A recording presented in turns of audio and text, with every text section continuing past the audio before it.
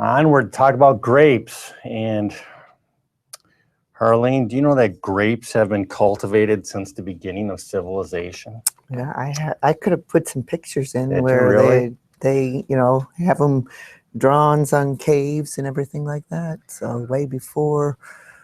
Really? Prehistoric times, huh? Well, Almost, huh? But you see, then the humans wandered into North Dakota and they learned, wow, it's hard to grow grapes here. Domesticated grapes, tough. And weren't we the last state to have a winery? yeah. So But we did have yeah, actually a grape breeding program before the Prohibition. And before Prohibition. Okay, but now it's coming back. Not Prohibition, that is, but it's breeding. And so it's hard to grow grapes here in North Dakota, but Harlene Hatterman-Valenti is our high-value crop specialist. She enjoys a challenge. Yeah. And she is here to share with us her tips on growing grapes in North Dakota. Harlene? Okay, well, great. Really appreciate the opportunity to talk about grapes. And, we're not growing a Merlot, although I have heard with global warming and climate change, who knows, this could be the next Napa, but probably not in my lifetime. So with that, so what are we going to accomplish tonight? Well, hopefully I'm going to suggest some grapes that are hardy for this area, that will overwinter in North Dakota. We're going to look at some of the cultural practices that you will be using to help sustain these grapes so that they thrive. And, with some of this information, really what you want to do is have those grapes ripen before you pick them, and so that they're at their maximum quality. And that can occur even in the short growing season that we have. I guess I should be looking that way. I keep looking at the audience this way. I know. In the short growing season that we have here in North Dakota. And hopefully by the end of this presentation, we'll have very many happy grape growers in North Dakota. So site selection is probably key. Unfortunately, most people, they're set with what the land they have and the topography they have. And so site selection goes right out the window because they go, hey, this is what I have. Now let me work with it. But if we were to go and look for a site where we wanted to put grapes, we'd want to have that slope so that cold air, and we know we get cold air, will drain down, and we would have our grapes up higher so that they're not down into that minus 25 cold air area. They're up higher. Also, you see on this picture where you can have problems where you could have a tree that actually goes and instead of letting that cold air flow down, it kind of puts a roadblock in and kind of brings things, stops it there. And you could also have some problems that way. So you see where we would love to have our vineyard. Now we know for a lot of the state, it's flat as a pancake. That's not even possible. So wind. I'm not sure anyone really realized that, with calm conditions, you do have warmer temperatures. And grapes love heat. And so if you can go and get that 18 degrees higher on your leaves, you're going to have more photosynthesis going on. If you can get that temperature on those grapes, the whole process of maturation and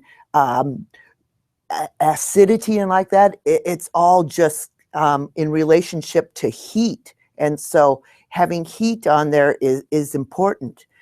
Now, I'm not saying some breeze isn't good, because we all know about diseases, and if you have an area where you have moisture on the leaves and you don't have any kind of a breeze to kind of evaporate that moisture, you're going to have a lot more problems with some diseases. And grapes are not immune to diseases, excuse me. And so something like black rot can be a real problem. So so you want something you know, a little bit in between. Of course, you don't want something like this where, you know, you can't even stand up into the wind. Soil. Optimum is in that soil pH of 6 to 6.8. If you had a grape cultivar that was more, has a background more of the Concord grape or Vitis labrusca, then it likes an acidic range. Vitis labrusca is more native to that eastern U.S., and so it's more acidic in those areas. So then if we had soils that were in that 6.8, 7, 7.2, we're going to go and see something like iron chlorosis occur. And some examples there you see is bluebill and ES. If you ever see anything with the abbreviations ES, that means Elmer Swenson. He was a private breeder and pretty much worked his entire life on breeding cold hardy grapes in Wisconsin. And Louise Swenson is one of his grape cultivars, and that one also has a lot of labrusca in its background, as does ES 5471, which is a white grape, really nice big berries, which is another thing with Vitis labrusca. Fertility,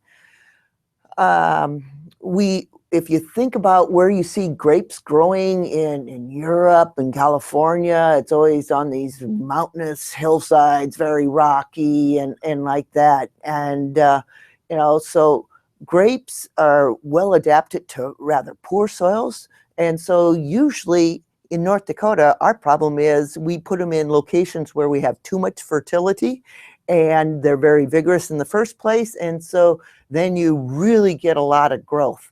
And with growth, then you know all that lush growth, then you get diseases. But also you think about excessive growth and shading, and that's not good for bud fruitfulness and ripening.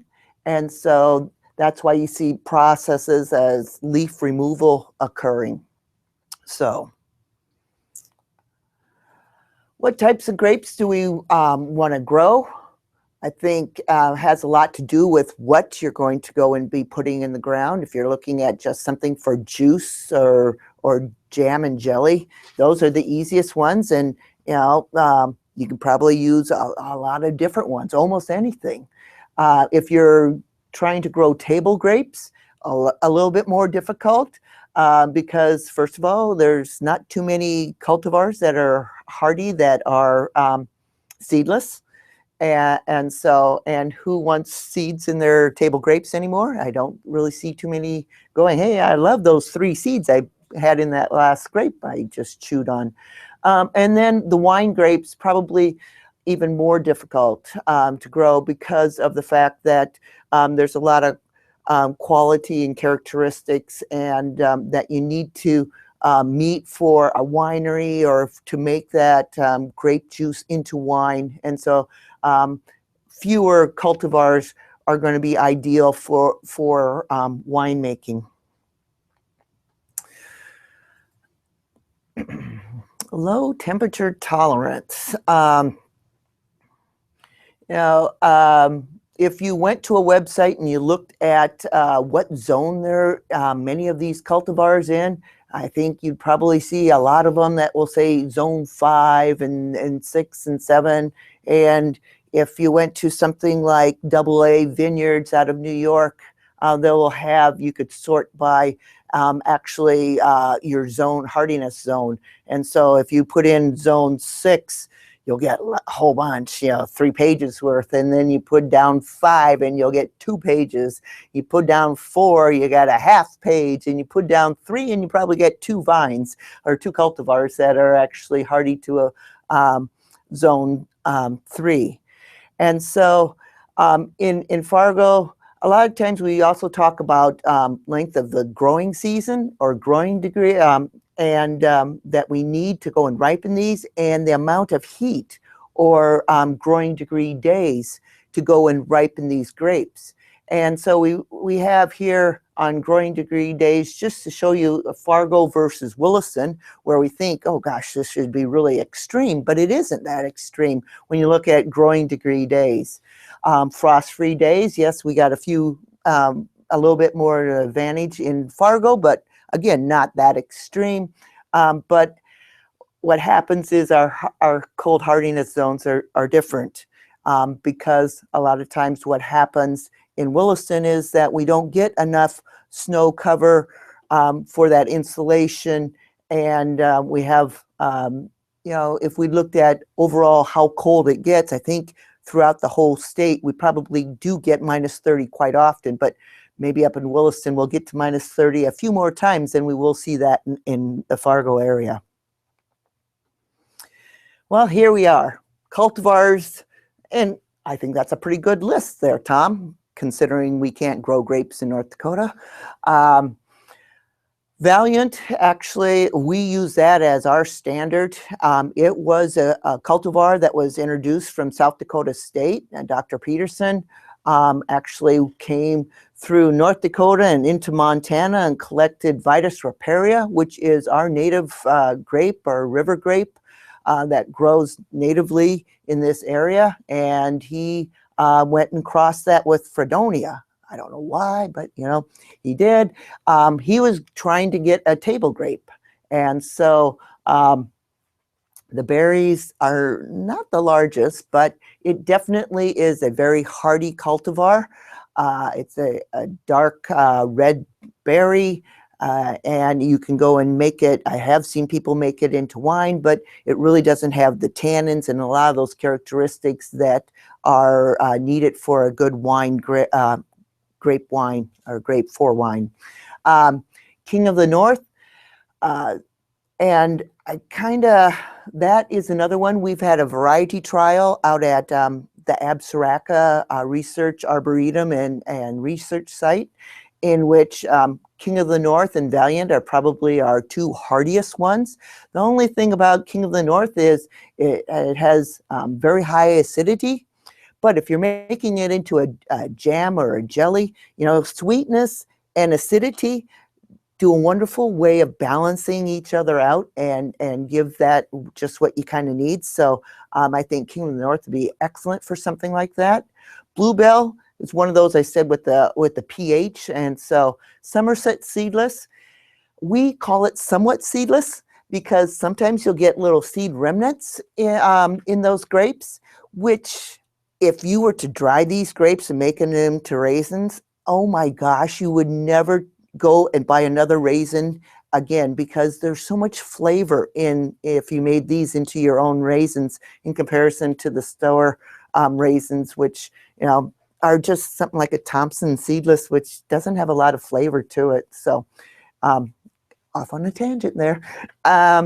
The next ones are some University of Minnesota introductions, the Frontenac, Frontenac Gris and Frontenac Blanc.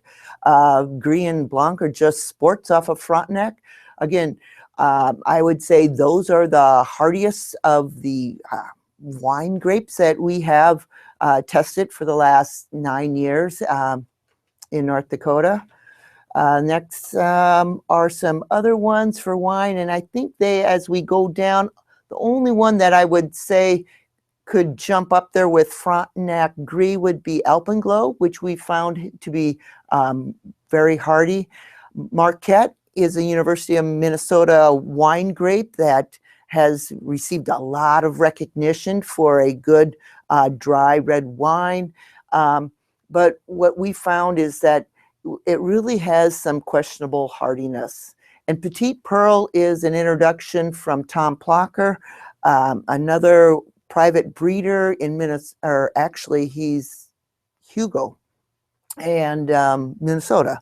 And so who is really working on cold hardy grapes as well. And St. Croix was an earlier introduction, not very hardy, or marginal, I shouldn't say not very. We've been evaluating a number of just numbered selections, advanced selections from the University of Minnesota. The most recent introduction is MN 1285, or they're calling it Itasca.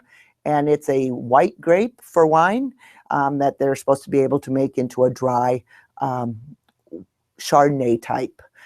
There's a number of private breeders. DM is for Dave McGregor, Elmer Swenson, who has, passed away, but there's still lots of material of his stuff. And then TP is Tom Plocker, excuse me. And just recently, this last year, he released 2 more, Verona and Crimson Pearl. Crimson Pearl is actually a sister to Petite Pearl. And we've been trialing these, not enough, I think, yet in North Dakota to know really how they will work into the system. Okay, I kind of went over all of those that I think are hardy for North Dakota, but there's all kinds of grapes, as Tom said. I mean, they were here at the early times with the Egyptians and like that. So what would you try in North Dakota? Well, the Egyptians had Vitis vinifera. Vitis vinifera is a true wine grape, and that is native to the Mediterranean area. We definitely don't have the Mediterranean areas here, so don't try to grow a Vitis vinifera grape here. It will not work unless you're really ready to go and put them into your basement, heat that, and do a lot of work. There are French hybrids. Marshall Foch is one. Again, we've looked at a number of these, and we think they have questionable hardiness. Only in very unique situations where you have a microclimate can you get away with something like that. New York Agriculture Experiment Station, I should say, has a number of cultivars. Bruce Rausch has introduced a number of cultivars. The hardiest one is probably GR7, which we have been trialing, and it's not that great for here. So here's some other ones that we know aren't going to be hardy enough. So you might hear how Nebraska had an excellent Edelweiss wine. It's kind of a but we find that we can't grow Edelweiss here. And that's an Elmer Swenson introduction as well. So planting, we're going to go through this really quick. You would go and generally make your order in the fall. Don't wait until May to go and say, geez, I think I want to go and order something. If you're going for more than 2 or 3. If you're just going to go and put in 2 or 3, you can probably go to a box store or a garden center and be able to go and get 2 or 3. You want to go, and if you could go and get these from a nursery, there's a number of nurseries in Minnesota. You can go and order 3 to how many on that. You would get those as dormant cuttings or dormant rootstock, in which you have all the roots and you have a stem about like this. You might have several branches on it, and you would plant that after your frost is over. I have seen you can get green plants. Of course, if you went to a garden center, you're probably going to get a plant that's in a pot and growing. But again, wait until the frost is, chances of frost is over. You can see all the dimensions and how much room. They really take a lot of room. They like to grow. I've seen stems get 15 foot long, so you got to give them a lot of room. You'd go and construct your trellis, and there's your first year, let it grow. Don't make sure you pull off any kind of fruit that there might occur, because the first year you're building your foundation. So it's like building a house. You wouldn't go and put in the windows when you don't even have the foundation built. So, or put on the roof and you don't have your walls. So get that foundation. If you see any flowers, don't let them go and mature into any kind of fruit or form any fruit. Pick them off as early as possible, because if you let that go on, it's just taking away food reserves for that root system and for that plant to get established. By the third year, second year, maybe you can go and keep a couple clusters on a plant, not a whole bunch. And then by the third year, you can probably, it's established and you can go and grow it as you would. Just going and talking about that a little bit more. Trellis material, I think for a backyard situation, you got to go and find some way to go and support these grapes. They love to in nature, they just want to, they find some shrub and they just crawl all over it. So you're going to have to find some way to go and support it, because they're not like a tree. They are woody, but they can't support themselves. So a trellis is the easiest way to go and make picking fruit, because otherwise they're going to climb up your tree and they're going to be up there 15, 20 foot, and you're not going to be able to go and get any of the fruit. So set it up a trellis.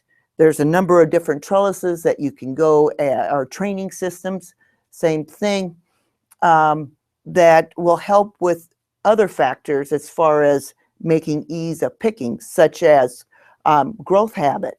Some of them like to grow upward, some of them like to go all over.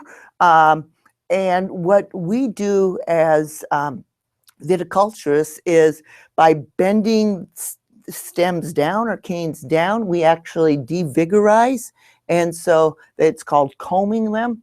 And so a lot of times what we would recommend is a high wire trellis to go and kind of take away that vigor. If the canes are going upward, that's the most vigor. And so you're going to get a lot more growth. Training systems, probably the most traditional one is the forearm niffin, which I really don't like, because those two arms that are coming out at that mid wire get shaded. You're going to have all this growth, and then you're going to have the grapes on the top wire ripening before the ones on the bottom wire, and it makes things a mess. If you're going to go and do something, I generally recommend the high wire renewal system, which is shown here, in which you're growing a trunk upward. You have that at 5 or 6 foot, you have that wire, and you grow a cordon on both directions, which is just a kind of like a more permanent branch, let's put it that way. And then you prune so that every spring you can just prune all things off, and you want to leave, usually you want to leave about 30 buds per vine, unless you have something really going fast. And the reason why you want to prune back, and so 85–90% of what you'll take off of that plant, and you do that because the most fruitful wood is the second-year-old wood. Buds are formed the year before, and that is what is going to flower and produce your fruit. And so if you have 3-year-old wood, it's less fruitful. You have 4, you have 5, you pretty much will just get vegetative growth. And so you don't want to have this huge mound growing, because it's only those very tips that are going to be the most fruitful. Here's an example of the high wire cordon. Some people like this vertical shoot, but again, you're on that one, there's a whole bunch of wires and you're forcing everything to grow upward. And then you have at about 3 foot, 2.5 foot, you have all your fruit. Another thing is, if you have raccoons, it's just perfect. They can do a little pull-up and just keep eating, eating, eating. So we found that for us, the VSP is more of a raccoon feeder than anything else. And there's a picture of the vertical shoot positioning. A Geneva double curtain, I think this is probably what I would suggest for a backyard, in which, got ahead of myself there. Basically, you're making like a clothes wire, in which you got a piece that will divide, and you have 2 lines, and so you're having 2 curtains that, and consider it 2 high wire cordons. And you can do a lot of different things. Here you see that they went and they had one go left and right. You could go and have it longer. And what it does is, I've seen it where they've had one on one side and one branch on the other side. And this is what I think would be best for the backyard. here you can kind of see the trunk is in the middle, and then they have one of the branches going to one side and the other branch going to the other side, and then it'll go either left or right, and you fill in this whole side on both wires. And we've tested this, and all of the cold hardy cultivars that we're using do just fine with this. So you end up having a lot more fruit, and because you have twice as much cordon area. Boy, looking at the time, pruning. Okay, well, so I said we have to prune every spring about 85–90% of last year's growth, and get back to about 30 buds. If you're in a Geneva double curtain, you'll probably have about 50 buds on that once it's established, because you're going to have twice as much cordon length. And we're doing this because we're trying to have balanced pruning. We're trying to keep crop production in balance with all the vegetative growth. And if we do that, then we get our ripening occurs correctly, and we don't have too much shading from all the growth and like that. So, and it's a great way of managing the architecture.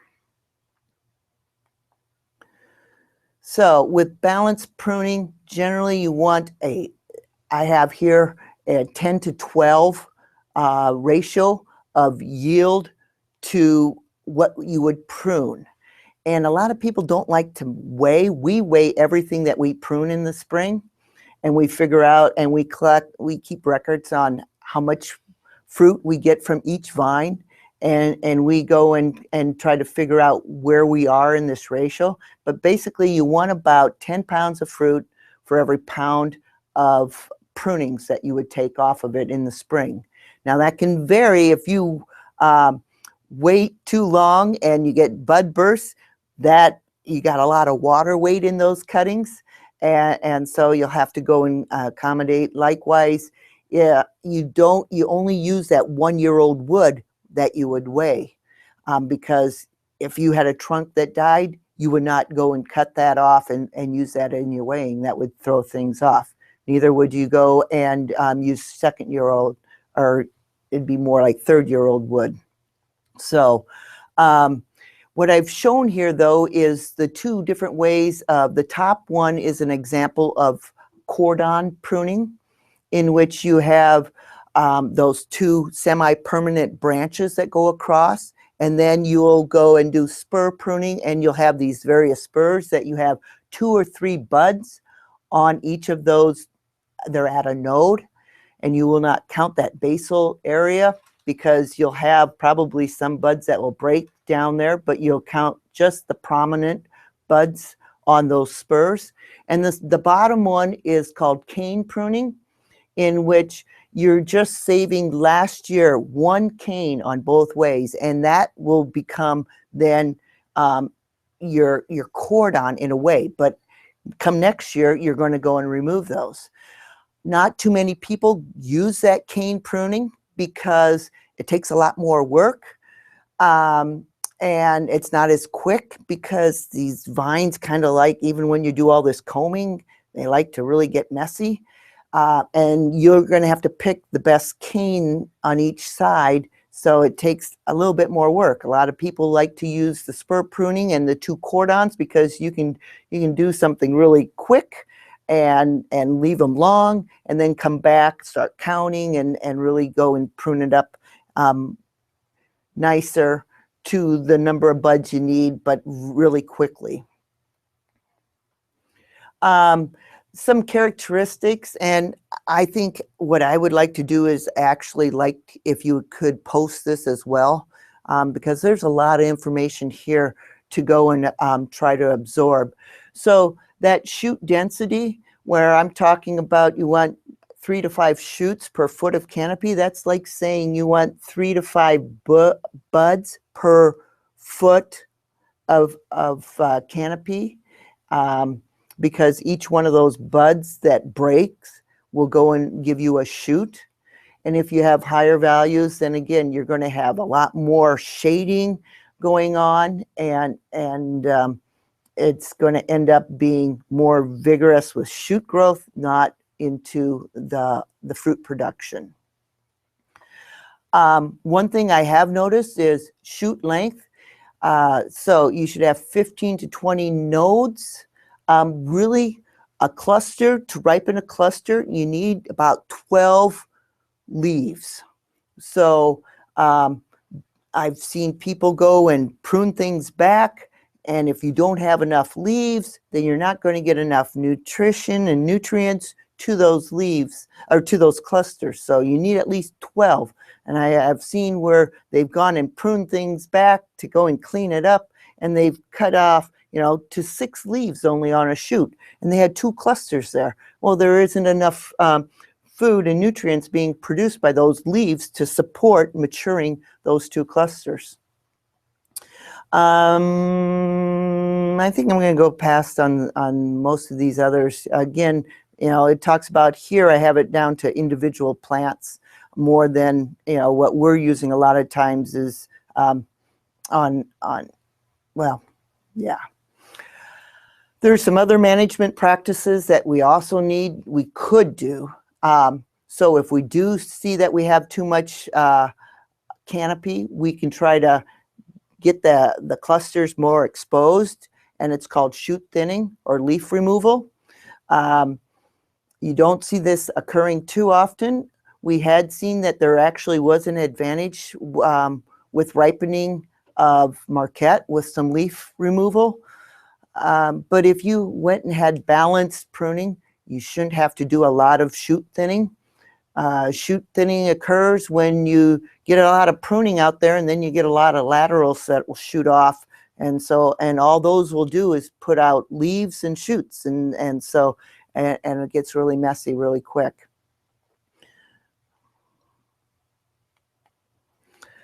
The last little bit, I want to go and talk about some other problems that, as a homeowner, I think you're definitely going to see.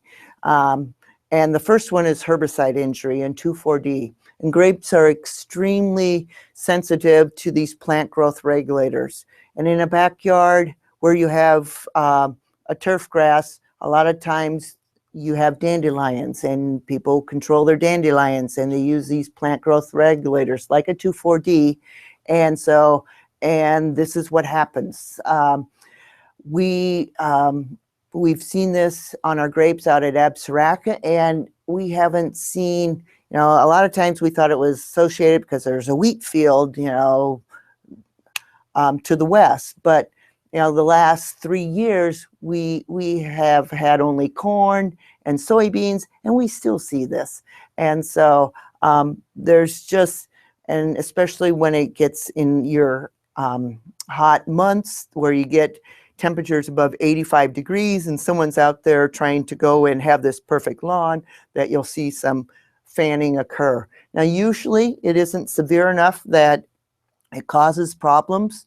It doesn't take very much 2,4-D to go and cause some kind of these symptoms, and hopefully you'll see your plants outgrow those. But it's the strapping of the leaves that you'll generally see with a 2,4-D.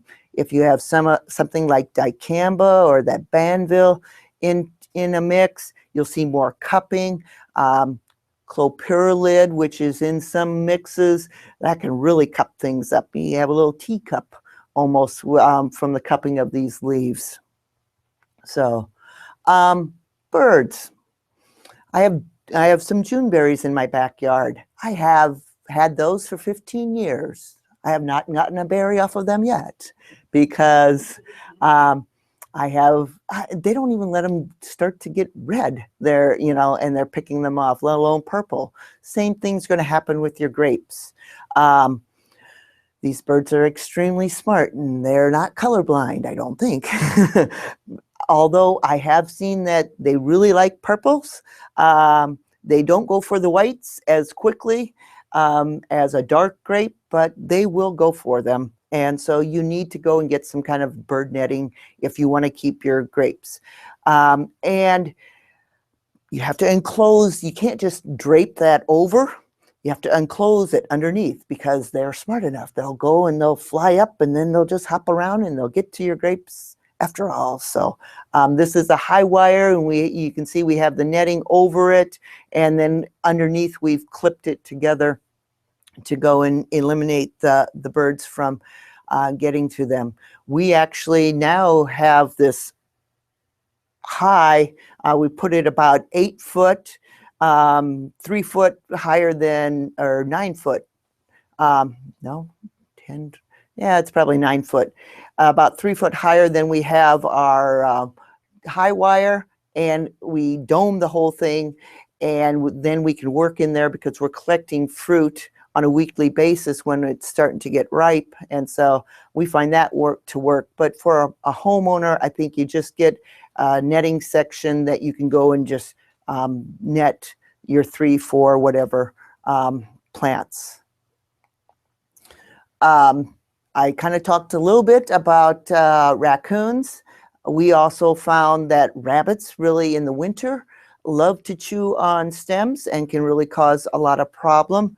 Deer, of course, love grapes, and so we have this fence because we do have deer problems otherwise, and so these you have to be aware of. Maybe in town you won't have the raccoons and deer as much, but rabbits you definitely will have. And so with that, any questions? Yeah, so let's have your questions out there, and we'll get you started right away. Harlene, have you had any success starting new plants with cuttings from pruning? Excellent. Is that legal? That is legal if it was an Elmer Swenson. Okay. And usually on the University of Minnesota cultivars, they have royalties that the nurseries are paying. And so, but if you say you bought 5 Frontenac and 1 died or 2 died, you could go in and prune to go and replace those 2 from that one of your Frontenacs that is live. The grape police are out there. Huh? Yeah. Be careful. But how about a Valiant or a King of the North? Yeah. Probably. Would those cuttings work? Just pruning cuttings? Why right. not? Right. Mm-hmm. They'd work just fine. Yes. Yeah. And the biggest thing with so if you were to do some dormant pruning is make sure you know which end is the end, and so you don't put them upside down. So when we are making cuttings, and I mean this is how you vegetatively cultivate these, and we clip the bottom straight and the top we put a diagonal so that we know which end is up. And then we'll try to get 3 nodes, and really a planting growth hormone it probably would hinder more than it helps. You don't really need anything. What we do know is that it's best if you had bottom heat, but keeping those 2 nodes that are above your soil or sand mixture, whatever you're using, cool, because you want root formation to start and not. But we've gone and we've put a bunch of these cuttings into like just plain perlite and on a heating pad in a growth chamber with some cool air temperatures, and yes, you can go and get them to relatively easily. So. And just as a sidebar here, there's a question: can you propagate if it's not to be sold? That's kind of what we were talking about earlier. Mm-hmm. Yeah, I think if you're going to be selling, definitely that's a whole different ball game here. We're just I was careful there. Yeah, we're just talking about backyard. Mm-hmm. But any of the Elmer Swenson stuff, you can. It's up for grabs. Mm-hmm. How about mulching for weed control and moisture retention? Yes. And we're actually doing some studies in which we're looking at various mulches for weed control. And weed control, the most important time is like during establishment. After, just like your tree or a shrub, after it's well established, the competition with some weeds probably isn't as bad. And so we found that like a landscape fabric is probably one of our better ones, in which it allows that moisture through. Everyone had thought that with that black it really heat up, but there's that air layer in between, and so we really don't see that temperature of the soil heat up as much as if you had bare soil. We've also seen that with using a straw, that you're going to go and have some nitrogen depletion from the microbial activity, so you have to go and be aware of that. But I think mulching is a good way of controlling your weeds and being able to go and work around them. How do you irrigate your grapes? Is there a certain system that you use? Or? Well, okay, so for irrigation, we haven't needed to do a lot of irrigation, but usually if you're going to go and set up irrigation, you'll want a drip irrigation. You don't want anything overhead because you don't want to wet those leaves. You want to get that water down to the root system without contacting any kind of foliages and parts of the plant. And so I suppose about an inch a week, your typical. As far as the time of pruning, do you have to prune before the sap starts to run in the spring? Excellent question. We generally do not. We try to wait as long as possible. If we see just the beginning of bud swell, we're out there and pruning. The longer we delay with our pruning, the slower the vines wake up. And so knowing that in this area we have a lot of spring frosts, we really want those grapes to stay asleep as long as possible. And so when you start pruning, you start to wake them up. So we delay. Now, if you do prune and you start to see the sap flowing, and that doesn't hurt anything. Okay, that's good to know. What is the disease that causes grapes to turn black and shrivel up before they get ripe? That is called black rot. That's a good name for it. Yes, and that is probably the most prevalent disease we have in North Dakota. And Valiant is extremely susceptible to black rot. So and are to we control just it, give up or just? No, there's a number of fungicides that you can apply. And what happens is we don't apply them early enough. You have to get to them earlier. At flowering, you don't wait until you start to, that you have fruit on and that they, so you have to make those applications early at flowering. Preventative protection Yes. against the infection and good sanitation. Good too, sanitation, yes. right? You'll have inoculum with any leaves, and those little mummy berries have a lot of inoculum in them. Yep, go clean up the vineyard beforehand. Okay, here we go. It's a long question here. Have a 20-year-old grape that's taken over 2 sides and the top of a 10 by 10 pergola.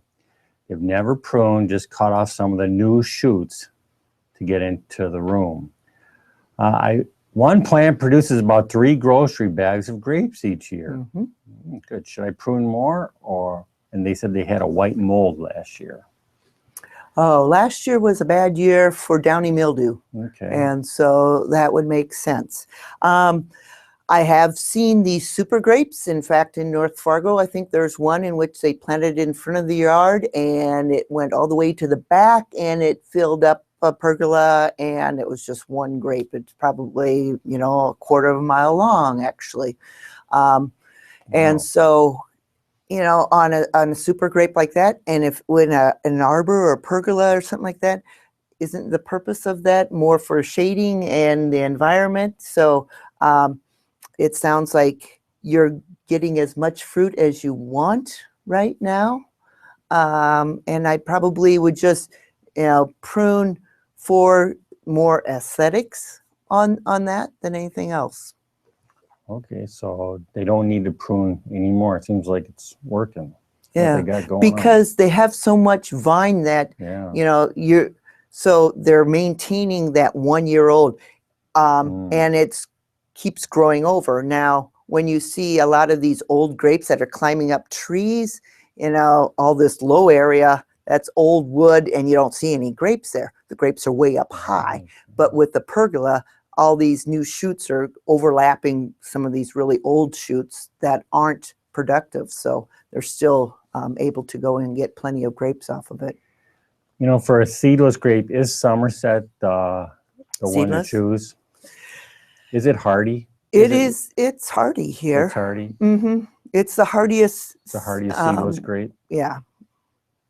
Now there is a breeder in Wisconsin that is working on cold hardy seedless grapes at UW River Falls. River Brian Falls, Smith. yes.